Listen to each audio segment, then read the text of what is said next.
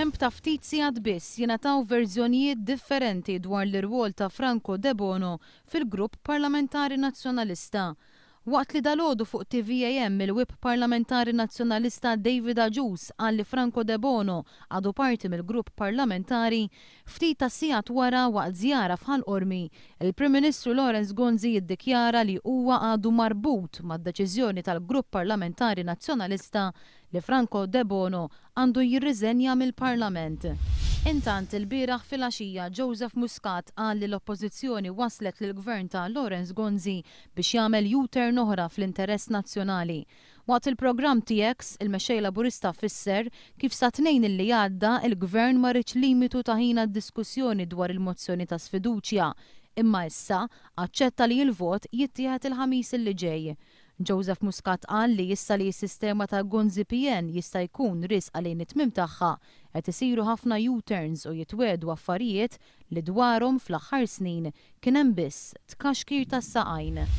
Il-PBS iqis l-aħħar deċiżjonijiet tal-Awtorità tax-Xandir dwar żbilanċ fil-programmi Xarabank u Bondi Plus bħala pass lura fix-xandir f'pajjiżna u attakk fuq l-indipendenza editorjali tal-istazzjon. Iż-żewġ deċiżjonijiet tal-Awtorità tax-Xandir jikkonċernaw dawn iż-żewġ programmi, hekk kif l-Awtorità ordnat lil PBS jagħti 15-il minuta lil mexxej Laburista biex iwieġeb għal dak li kien qal il-Prim Ministru fil-programm Xarabank tal-ġimgħa ta' qabel.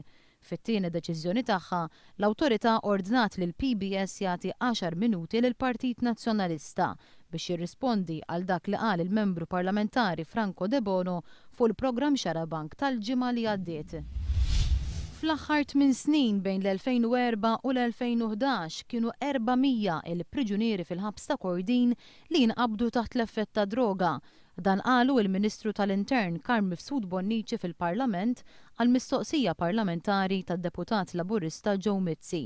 Madankollu minkejja il-problema daqsa kbira ta' droga fil-ħabs minn mistoqsija parlamentari oħra tal-istess deputat jirriżulta li fl-istess ħabs m'hemmx apparat speċifiku li jintuża sabiex jindika il-preżenza ta' xi tip ta' droga.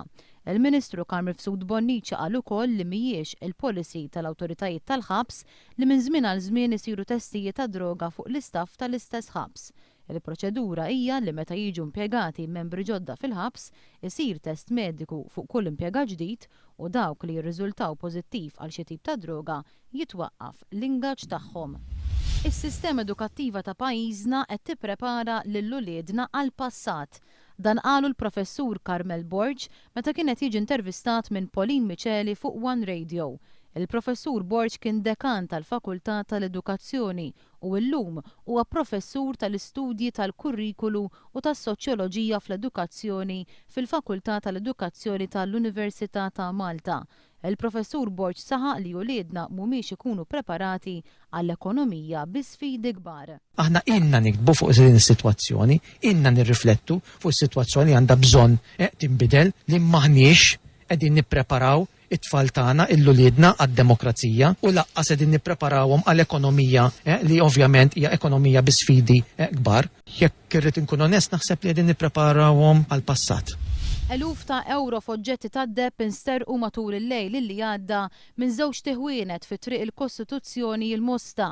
Fil-mira tal-ħallelin żewġ tiħwienet, wieħed tal-ġojellerija u ieħor tal-aċċessorji. Kien għal-ħabta ta' 8 ta' dalgħodu meta l-Pulizija ġiet informata li dawn iż-żewġ tiħwienet fil-pjazza tal-Mosta matul il-lejl illi għadda kienu fil-mira ta' xi ħallelin. Il-Pulizija għadha qed tinvestiga.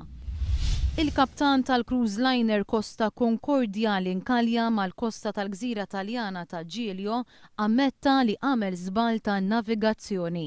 Il-vapur li nkalja l-ġimgħa li għaddiet ħalla 11 persuna mejta, filwaqt li aktar minn 20 persuna oħra għadhom irrappurtati nieqsa.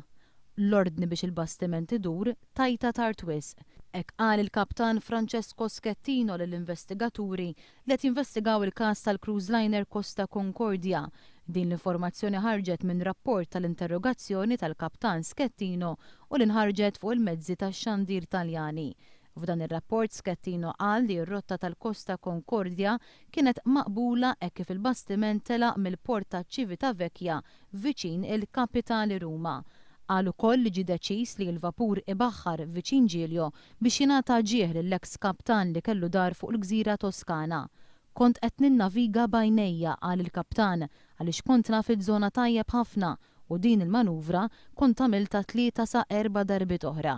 Imma din id-darba ordnajt il-bastiment idur tard wisq u spiċċajt f'baħar li kien baxx ħafna qal il-kaptan. Ma nafx ġara.